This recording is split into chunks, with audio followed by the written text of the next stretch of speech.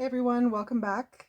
I'm here to do another secondary deep dive into this topic of giftedness and what I think it really means, what it's really referring to, and because I want to talk about some issues that we're kind of collectively having when we talk about giftedness and what we are trying to mean and trying to refer to when we talk about this because it's actually a really interesting topic. There's a lot of loose ends in here, and so I'm going to try to present what I think this is really about. So, first of all, I'm going to just talk about two different ideas that we have that can kind of seem like a little conflicting, or at least not quite a contradiction, but like there's something that's not really quite matching here. The first is, of course, what it means when we say commonly, well, everyone comes into this life with certain gifts. Everyone has some type of gifts or talents. And we can take issue with this claim if we want. We can try to break it down. Maybe you disagree. Maybe it doesn't seem like everyone comes in with some gifts. Maybe you don't feel that you have some gifts. So that's some secondary points we can get into. But this is also that I wanted to talk about like the fact that there's different aspects and dimensions and even types of giftedness. And now I see like that's probably going to have to be a second video. So let me know if you're interested, and I'm going to try to talk further on that. But giftedness, look, what this really means literally is that you have been given a gift. So there is something that you've been given, which means or implies the idea that you have something extra or something additional.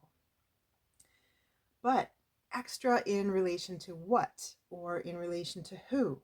For example, if we all come in gifted, how can anyone's one or two or more gifts be extra or more than someone else's? How are we defining or measuring this sense of more than? Are all these different gifts basically the same in this way? Like, are these all above average in the same kind of way? And or in comparison with many other people? For example, there's two examples here, just to do a little bit of philosophy of language. Uh, are we going to say that someone is gifted if, for example, they were born with six toes? I'm just trying to take a random example. This seemed like a simple one.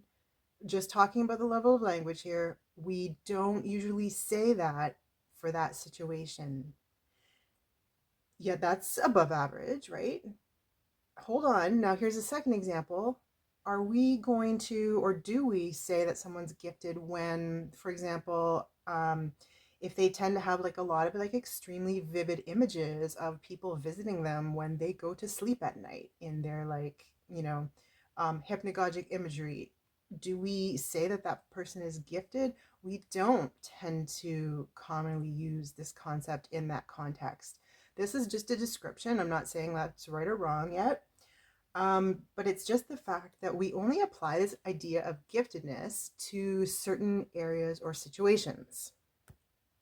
And so, in my view, now, when we usually have like these two apparently conflicting truths or intuitions, there's usually like a pretty easy way to untangle the knot because either we can like further analyze one of these and like break it down so we learn that it's not quite what it seemed it was, or we can also, it's often also an indication that we're just on the wrong plane of analysis. We can move up one level, and these phenomena that seem to contradict are actually like two facets of a deeper um, cause or deeper phenomenon that we can actually better explain if we move up one level in analysis. And so I'm going to try to do both with this because I think they're related here. So basically, I want to just quickly lay out what I think is true about giftedness, and then I'm going to try to talk about the details and then like why I'm even bringing this up at all.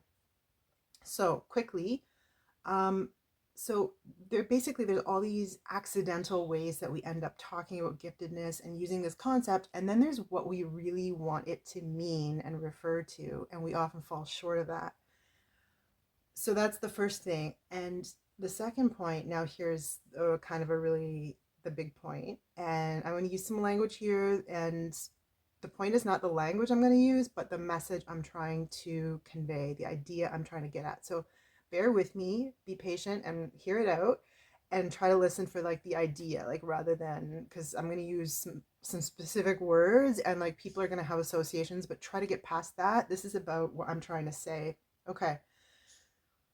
What I think giftedness is really about at the root is it's a way of identifying or referring to or pointing out someone when they have this trait that we want to call giftedness. What we're really trying to point out here, what it really is someone who is spiritually activated. Now, those are the words, but listen, because this is what I mean by this. This just refers to the transcendent aspect of human being. And so this goes this goes back to the idea of giftedness being some kind of trait that's like more than. It's literally this aspect of human being that is more than just biological humanity. And so if you know the philosopher mystic Gurdjieff, he talked about this and he once explained that, for example, biological or physical nature on its own doesn't really care if we grow or evolve as individuals. It's just organic material, and organic nature knows what to do with that. It knows physical processes know how to reproduce themselves and then to go on and decompose and provide food for nearby plants and animals. That's literally like nature as a recycling machine at that level. But awakened humans know that there is more than just this level of like cosmic recycling and reproduction.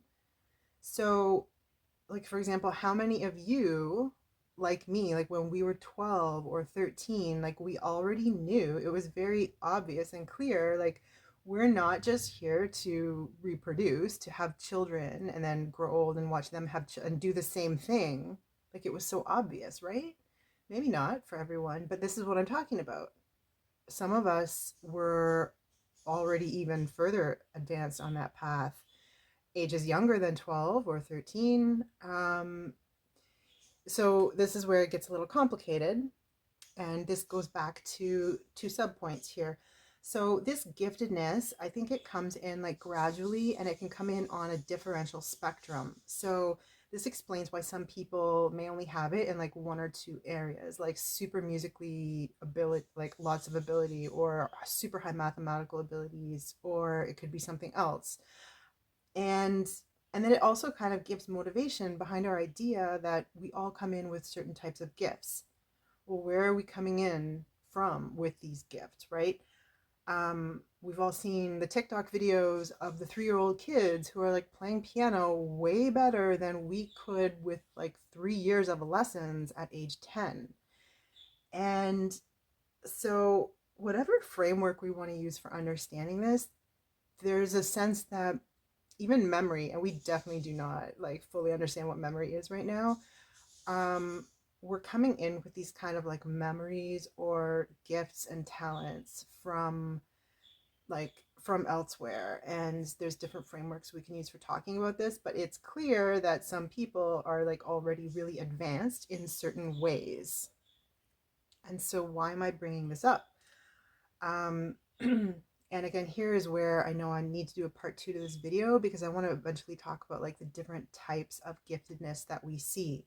But basically, and if you've been watching my other videos, you know a lot of the context that I am working with here already. And a lot of this is that we're already working with a very specific sense of giftedness, as we can see, at least in Canada and the US. You can tell me about your own country. We have a lot of like gifted and talented educational programs at like the elementary and secondary levels. So from like youth all the way up to like about age 18, let's say. And then it starts going into like special technical schools and everything. And then the concept kind of like just disappears. But giftedness itself doesn't disappear just once somebody is in college or graduates from college. And it's this aspect of adult giftedness that is less discussed. but giftedness is, in general, an actual dimension within neurocomplexity or within neurodiversity, which some of us are now calling neurocomplexity. And even so, giftedness is still like the black sheep or the little ignored child within this family. And there are natural reasons why giftedness kind of goes underground in adulthood. But there's a lot of social factors impacting this as well, such as, some people feel a bit like ashamed or afraid to adopt or really embrace this characteristic or the concept itself. And so sometimes people hide it, like within acronyms like G or PG. And it's also the same in the autistic community, where some think that autism and giftedness are like equivalent, or at least that giftedness is really only autism in disguise or something. And that's just false. Like, these are separable, distinct dimensions. But the discussion ultimately reveals that this concept of giftedness, as well as neurodiversity for that matter, is seriously still underdetermined, as we would say in the philosophy of science. So we don't actually have a theory of giftedness itself that is actually a good fit to all of the available data, much of which just hasn't even been properly collected.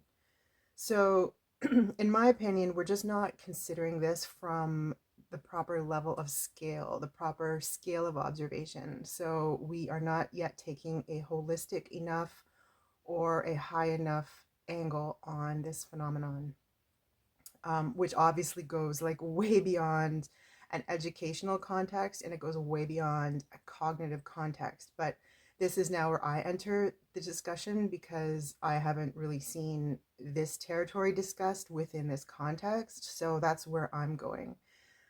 Um, right. Again, so yeah, this is not just a cognitive trait, but I feel that this is something that's ultimately rooted in the human capacity for transcendence, or our innate desire for transcendence.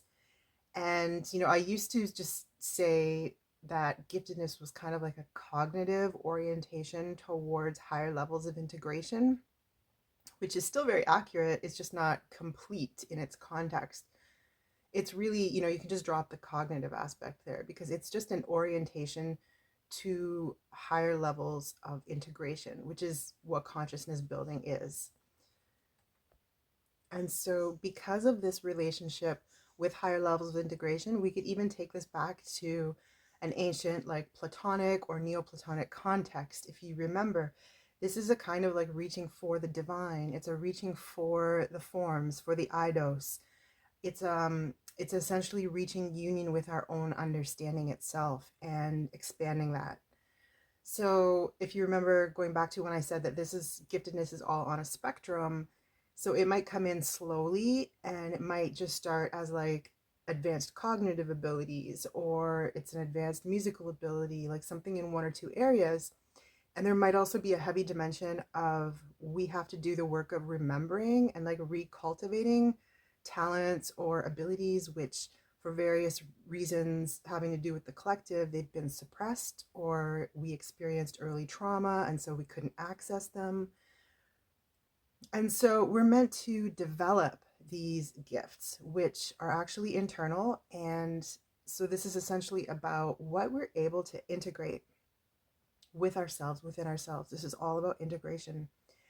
And then, it's about how well we're able to reverse or halt the processes of dissociation and fragmentation, which are endemic to the social collective. And I'm not going to say it's all inauthentic, much of it obviously is.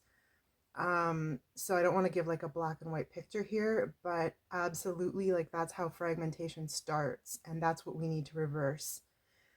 So again, this is about, wherever you go, this is always about bringing your consciousness together into unity, your own unity, not a prefabricated unity that you pluck off from the matrix. That's never going to work. So you guys, this was the really quick version, my quick version of how I'm seeing this. And I think this resolves some of the apparent problems or apparent contradictions, the loose ends that we currently have within this concept. And I'm definitely going to have to do a part 2 talking about different types of giftedness, but let me know like what you're interested in, what specific questions that I could talk about. And yeah, thanks for watching. Please do subscribe to the channel if you haven't yet, and I'll see you in the comments.